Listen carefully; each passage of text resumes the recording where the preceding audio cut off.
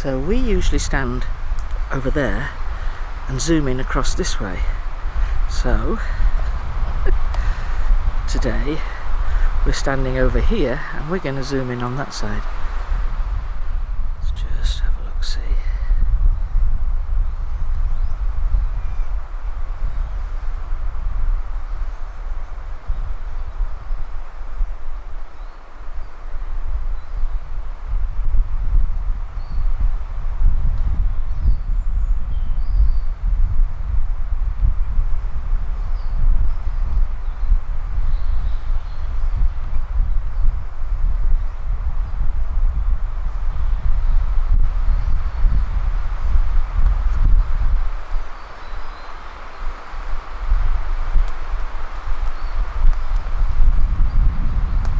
We should find ourselves a seat, folks.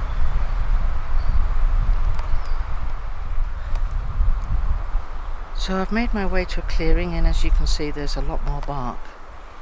That's quite a large lump of bark, isn't it, really? If I put my hand on that, you get an idea of the size of that.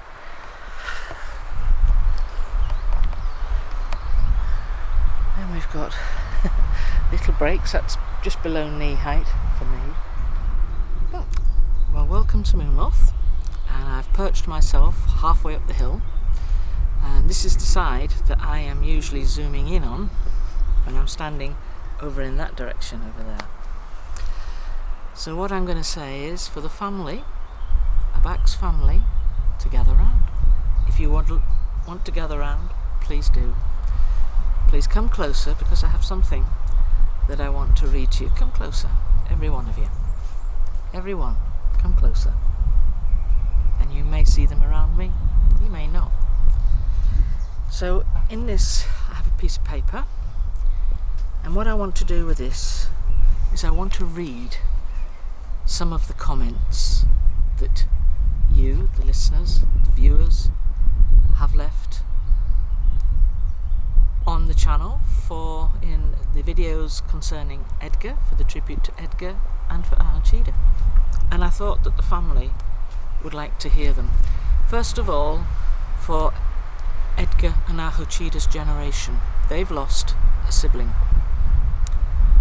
somebody that they've grown up with, spent their time with, peer group.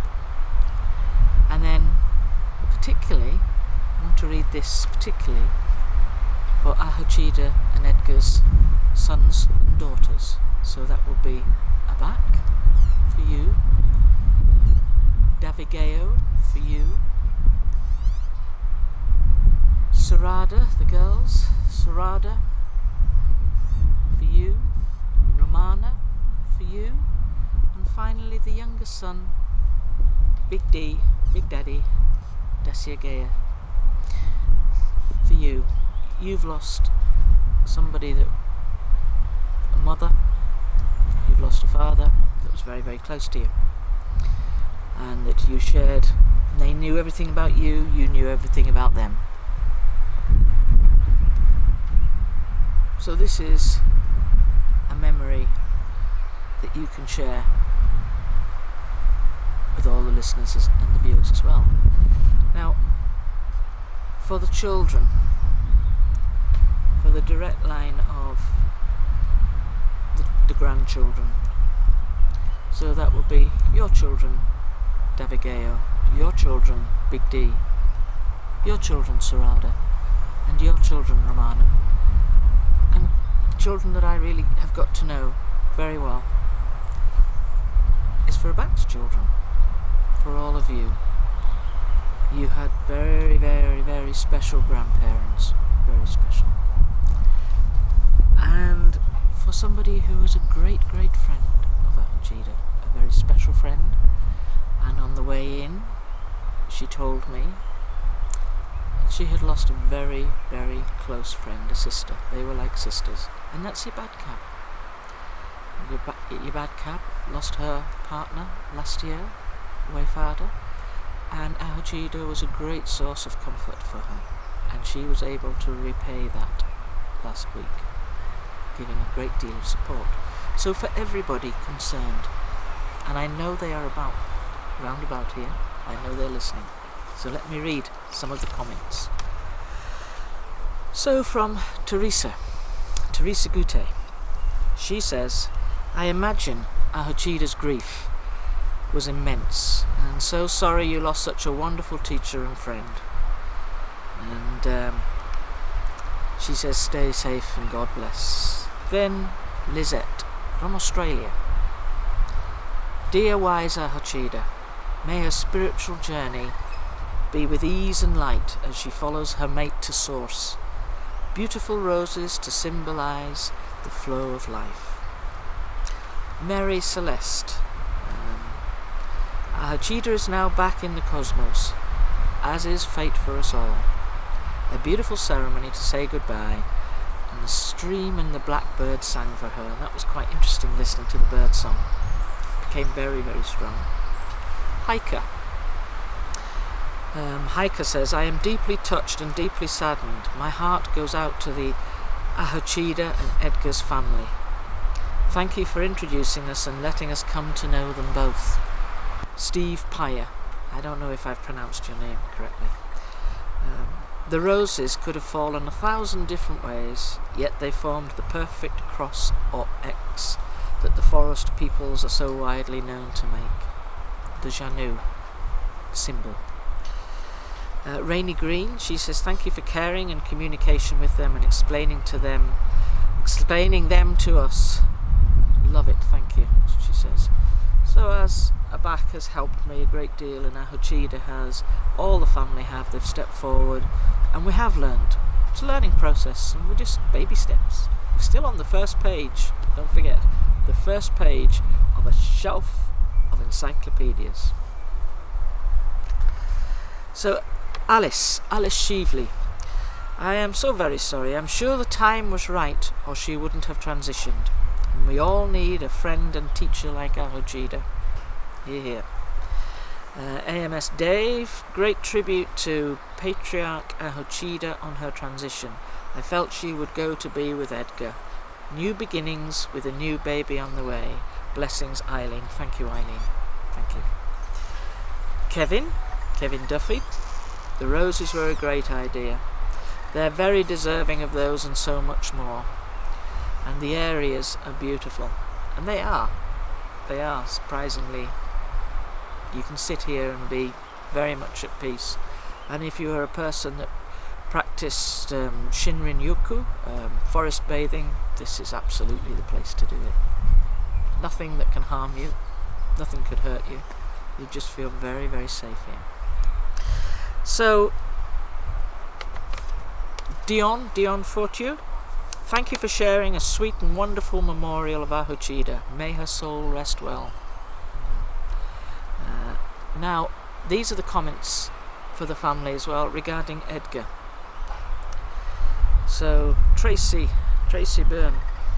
Yes, we do feel the pain and loss of Edgar's passing. Sending love to all of Edgar's family. Into the Vale. I will often think of Edgar. He was such a beautiful and concerned soul. What a challenge for the family having so many changes. All of my love to them. Thank you, Rachel. Rachel had a few conversations with Edgar as well, which was quite nice. It's a lovely connection. Diane Jurgens, so sorry to hear. Condolences to all. They are all in my thoughts and prayers, and a lot of you have said that, how the family here are in your thoughts and in your prayers. Rodrigo Zubia, my deepest sympathies and condolences to the family. And he comments on, I think this is the Edgar video, and he says, what I hear and see behind you is amazing. And I just gently would say, if I can insert that in here, I could hear all sorts of movement behind me at that point, all sorts. I could hear the shuffling, this twig snapping and everything. It was quite emotional, quite impressive to know that they would come fairly close. Larry Bailey, let them know we in Kentucky send our condolences. Hugs to the family. That's from Kentucky. Ed Fernandez, thank you again for sharing this beautiful tribute to Edgar. And although as sad as it was to watch, we must always remember that this is not the end, but the beginning of a wonderful journey. Great thought, great sentiment. Typical watch. This brought me to tears. Edgar, you will be missed. Thank you. Paul Larcher says, prayer to Edgar's family. Now, Hiker left a poem, so I thought that I would read this, and I hope that the family, who I know, I can feel you actually very, very close to me now, I thought they would find comfort from this. Ahochida. Such a loving, beautiful soul, your uniqueness was yours alone. With many gifts and talents you shared with an open heart, your story, one of courage and kindness, used always to inspire others, always there in times of trouble, or just to give out hugs. Alone, the brightest light in our world. We love you, Ahochida. You are our true miracle. And that was written by Hiker. Wonderful words, thank you, Hiker. So with this is all written on this piece of paper. I'm going to fold it like this, and I've written on there, I don't know if you can see what that says. It says to the family of a back, and I'm going to put it in a plastic bag. Now I don't kind of expect the family to pick this up and read this, but the thoughts that are held within here, I think that will mean something a great deal to them, and I think they'll be able to pick up the thoughts and the love that you've sent to them from this. So I'm going to leave this with the gifts that I have for them. Thank you everybody for that. So we'll move on to the tree. Thanks. Okay, so we're now on the gifting tree, and now if you remember, there were tangerines and apples and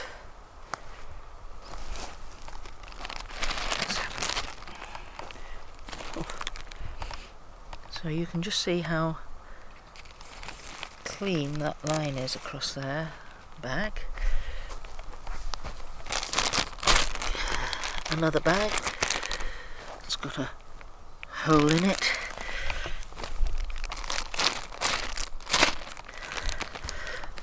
Rips and a hole. If you put it there, you see that. You think a knife had cut that, it's so straight. But look. All the nets are empty, so they've taken all the oranges. There's little bits of orange left on there, but it wasn't an orange actually, it was a tangerine, but that's a fairly large thing for a squirrel to put on its back and run with. And if you bear in mind, most animals do not like citrus fruit. So while we're just here, let's have a look at Ahochida's plant. It's not far off blooming. Oh, look. Ahochida's birthday is soon, and I think a couple of weeks' time that may well bloom for her birthday. It'd be lovely if it did. That would be really lovely. First of all, there's some peanut butter. Then there's some walnuts. And then some dried apricots. And these are hazelnuts. And some dates, some more of those pitted dates. Nice and sweet, but quite healthy. Oh, and look, a mint chocolate bar. There's 4 of them in there, and they've got sections in so they can split them up so they can all have, say, 1 piece each, and they all get a share of them. So I'll pop these all on the tree. Oh, well, here we are. We've now got all the incense sticks around the peanut butter, which seems to walk halfway across the forest by itself. And then we've got some apples, some more apples there, and these are the fabulous mangoes. I've got 2 of these at the moment, that one there and that one. See that? More apples. It's quite an art trying to get into this tree. Then I've put the chocolate bars up there for whomever they want, and then we've got all these things here, the nuts and the soft fruit, and this is really, really special. There are 2 little chocolate cupcakes. These are chocolate fudge cupcakes, and Abak's birthday was last week, and Abak's had a tough time. He has had a tough time. He has so much to do with this family. He is now the head of the family. He has the title, the family title. He also is a commander of the UK, and he's got a lot of weight on his shoulders at the moment with this Project Light. So here we have some fudge cake for Abak, and I want to say to Abak, very, very happy 59th birthday, my dear friend. So that's the piece of paper that I'm just going to wedge in there.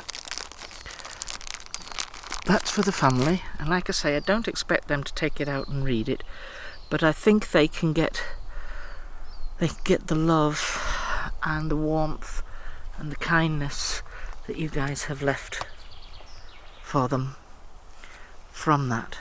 So I want to say to Abak, happy birthday, my friend. You're a very special friend.